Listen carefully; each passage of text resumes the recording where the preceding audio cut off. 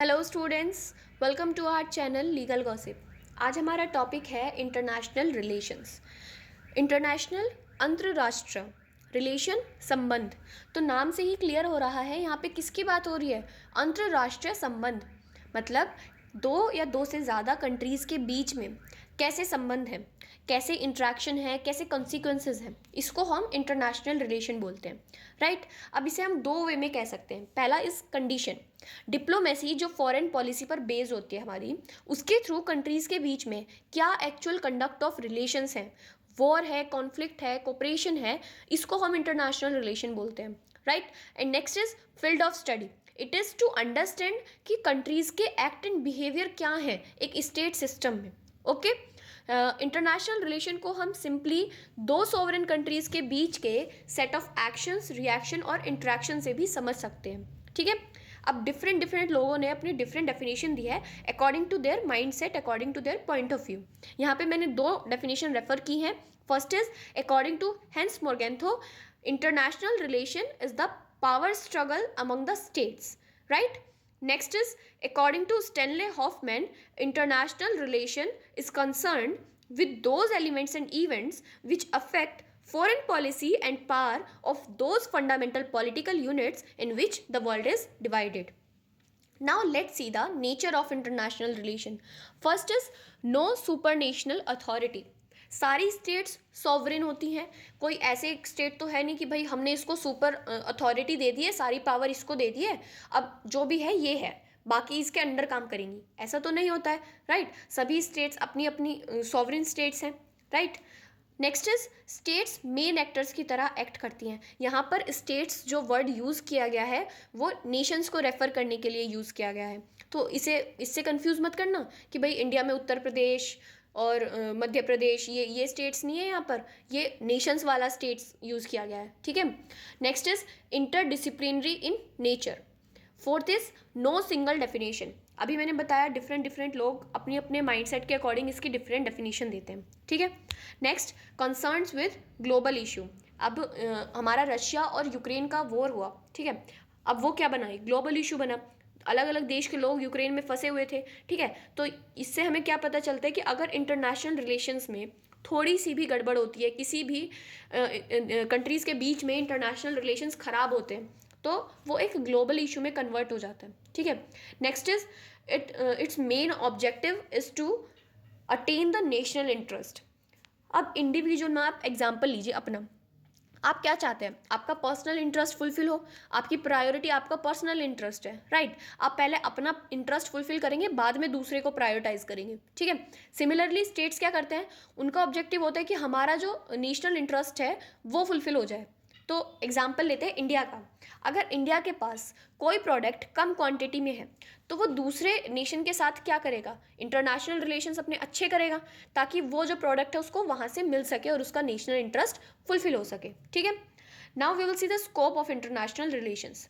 First is traditional scope. It is the study of conflictual and cooperational interaction between the states. ठीक है। Easy language है, समझ आ रहा है आपको। Next is it is the study of relationship of power and power struggle. अब हर state क्या prove करना चाहता है कि मैं ज़्यादा पावरफुल हूँ। अब इतने सारे स्टेट्स हैं, सबके पास पावर डिवाइडेड है। ठीक है। अब ऐसा तो है नहीं कि अगर मतलब कोई वीकर कंट्री है, ठीक है, अगर वो वीकर कंट्री है तो क्या करेंगे, सब लोग उसको सप्रेस करना स्टार्ट कर देंगे, तो भाई वो तो अपनी सॉवरेनिटी खो देगा ना। तो यहाँ पर क्या चल रहा है, पावर स्ट्रगल चल रहा है नेशंस के बीच में।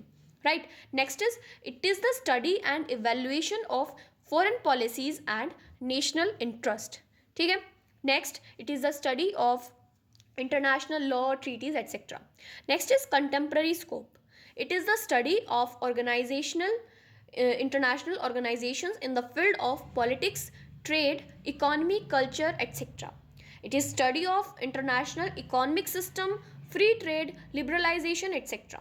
Now let's see the significance. 3 points are given and छोटे छोटे से पॉइंट्स हैं, आपको इतना लंबा चौड़ा पैराग्राफ नहीं लिखना है, इनमें एक एक दो लाइन लिखनी है। ठीक है। First is nation state. It is to formulate foreign policy and to secure national interest. ठीक है। Next is community, to secure interest and contribution as a part of global community. Third is individual, example लीजिए, India की boundary पर कुछ हो गया, मतलब war हो गया फॉर एग्जाम्पल। तो अगर इंडिया की बाउंड्री पर वॉर हो रहा है तो क्या जो इंडिविजुअल इंडिया के अंदर रह रहे हैं वो ऐसे ही नॉर्मली अपनी लाइफ जिएंगे? नहीं ना, डायरेक्टली या इनडायरेक्टली वो जो वॉर की कंडीशन है वो इंडिविजुअल की लाइफ को अफेक्ट करेगी। ठीक है, now next is approaches to international relation. First is realist approach. इसमें इंटरनेशनल रिलेशन को एक कांस्टेंट पावर स्ट्रगल कहा गया है नेशंस के बीच में। ठीक है, इसमें ह्यूमन से कंपेयर किया गया है हमारे इंटरनेशनल रिलेशन को।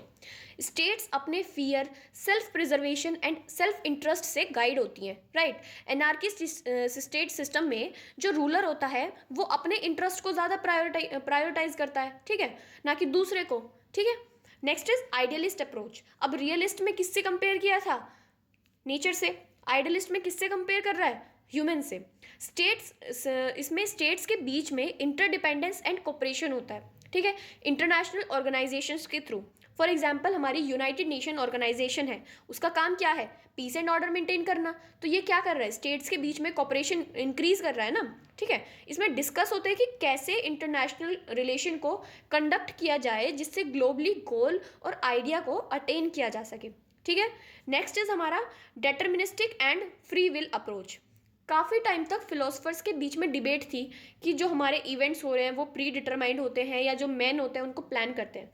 तो एडम स्मिथ ने क्या कहा कि ह्यूमन एक्शंस फ्री होते हैं इंडिविजुअल्स के विल से। ठीक है, हमारी जो ह्यूमन सोसाइटी में कोई भी इवेंट होता है ना तो वो किसी ह्यूमन एजेंट के प्लान करने से होता है, ना ही वो हमारा प्री डिटरमाइंड होता है। वो उन पॉलिसीज एंड ट्रीटीज़ का रिजल्ट होता है जो नेशनल डेलिबरेटली अडॉप्ट करता है। ठीक है, और प्लस वो उनके कुछ हिस्टोरिकल इवेंट्स का रिजल्ट होता है। Next is mechanistic and organic approaches. 18th century में कुछ फिलोसफर ने स्टेट्स को मशीन से कंपेयर किया, जबकि कुछ ने कहा कि ये एक लिविंग ऑर्गेनिज्म है।